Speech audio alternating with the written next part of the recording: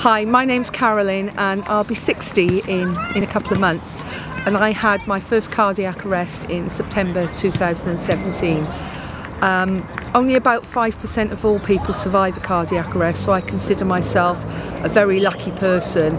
I was lucky for two reasons. One, that the person I was working with could do CPR, and second, that there was access to a defibrillator, an IED, so whilst they were working on me, somebody else could charge it up to try and give me a fighting chance.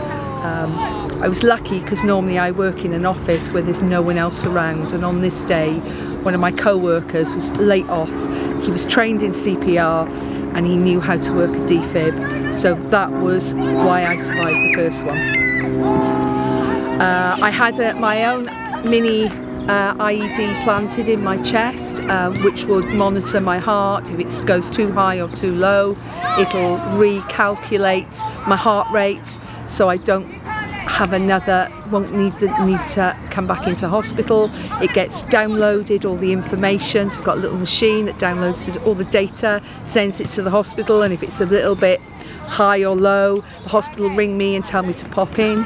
Everything was going really well, and on the 3rd of August 2020 I had a second cardiac arrest. This time I was at home. Again, really lucky.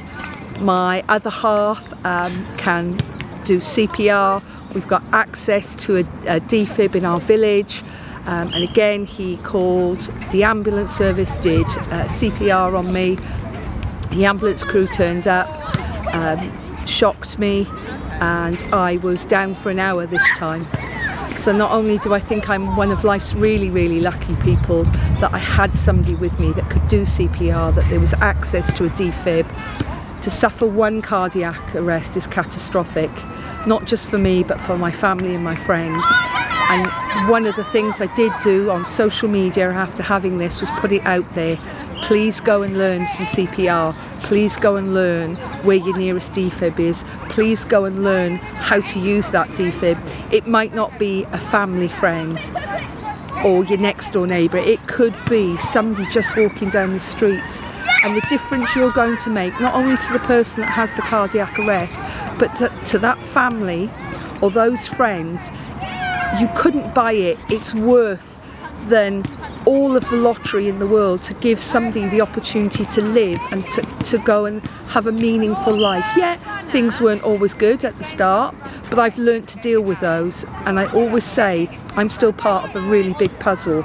My little bit goes on to help somebody else. So if you can, please go and learn how to do CPR.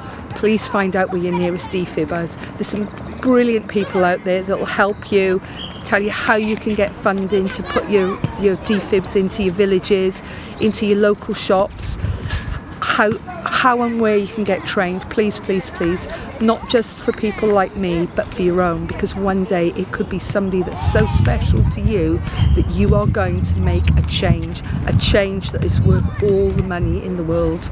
Thank you.